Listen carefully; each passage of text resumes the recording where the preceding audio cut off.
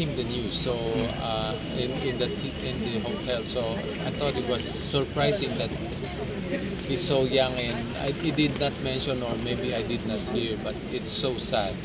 It's so sad. We lost somebody special.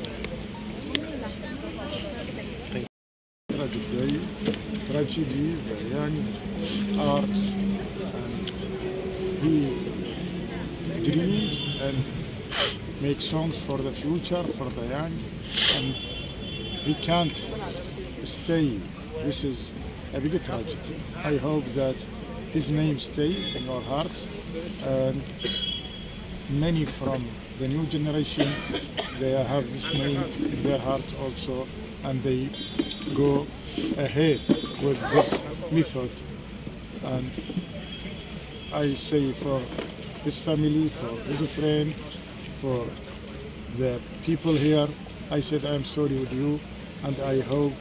that it's not the end for him. It's his name, his art, everything stay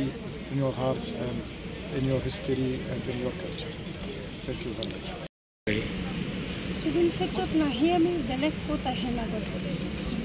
Bhupen দা আৰু জুবিন দা আমাৰ অসমক বিশ্বৰ দৰবাৰত দাঙি ধৰিছে এই দুজন মানুহ এই দুজনৰ এজনৰ ওচৰত আমাৰ যিবিলাক যিহঁত মানে ফৰেন ডেলিগেটছ আহিছে তাহঁতে ভূপেন দাৰ ক্ষেত্ৰত গৈছে আৰু আজি আমি জুবিন ক্ষেত্ৰত আহিছোঁ জুবিন দা আৰু ভূপেন দা নহ'লে আমাৰ অস্তিত্বটো কি আছে সেইটোৱে আমাৰ অস্তিত্ব সেইকাৰণে আমি ভূপেন দাৰ ওচৰত ৰাতিপুৱা গৈছোঁ জুবিন দাৰ ওচৰত ৰাতি আহিছোঁ যিহেতু জুবিন দাই কৈছিলে মোৰ সূৰ্যৰ লগত নহয় চন্দ্ৰৰ লগত মোৰ সম্পৰ্ক তো যেতিয়া চন্দ্ৰ উদয় হৈছে তেতিয়া আমি জুবিন দাৰ ওচৰত আহিছোঁ আৰু জুবিন দা আমাৰ মনত সদায় থাকিব জুবিন দাই আমাক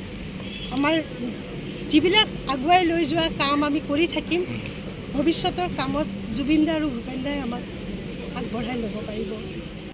আচলতে মাছ নিশা বুলি ক'বলৈ একো নাই জুবিন দা বুলি ক'লে দিন ৰাতি সমান আচলতে মানুহৰ কাৰণে ৰাতি যেনেকুৱা দিনো সেনেকুৱা গোটেই দিন ৰাতি আমাৰ কাৰণে জুবিন দা মানে জুবিন দা আচলতে অসমৰ সম্পদ আন এগৰাকী সম্পদ আন এটা সম্পদ জুবিন দা আমাৰ অসমৰ গৌৰৱ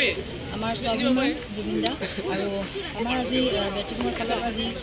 অনুষ্ঠান পতা হৈছিলে তাত 12খন কাণ্ট্ৰিৰ পৰা যি ফৰেনাৰ্ছ আহিছিলে তেওঁলোকো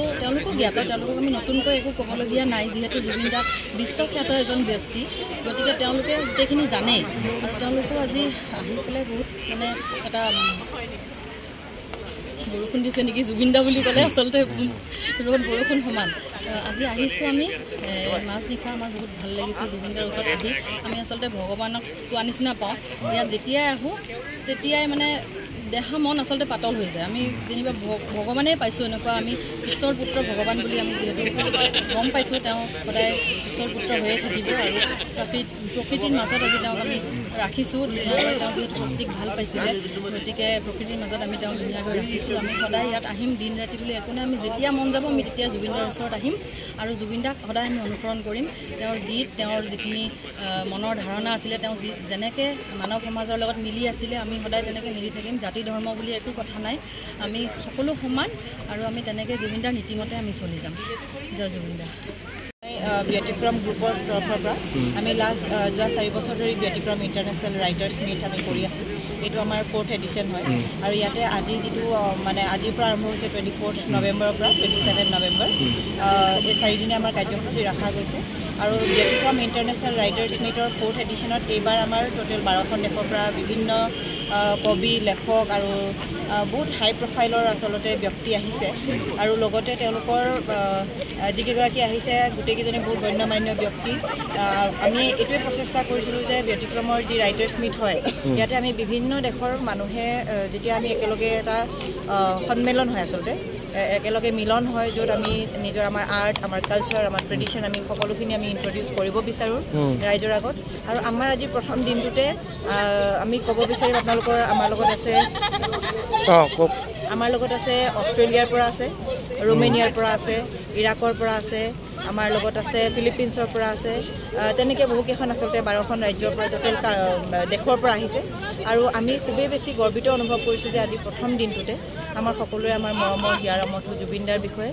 আমি তেখেতসকলক অৱগত কৰিছোঁ আৰু যেতিয়া আমি অৱগত কৰিছোঁ তেতিয়া আমি গম পাইছোঁ যে তেখেতসকলে অলৰেডি জানে বা নিউজত মানে এই কথাখিনি পঢ়িছে সেইটো জানি আমাৰ আৰু বেছি ভাল লাগিছে আৰু প্ৰত্যেকজন আচলতে কবিয়ে বা প্ৰত্যেকজন লেখকে তেওঁলোকৰ নিজৰ মনোভাৱ শ্বেয়াৰ কৰিছে আৰু এইটোৱে আশা কৰিছে যে জুবিনদাই যি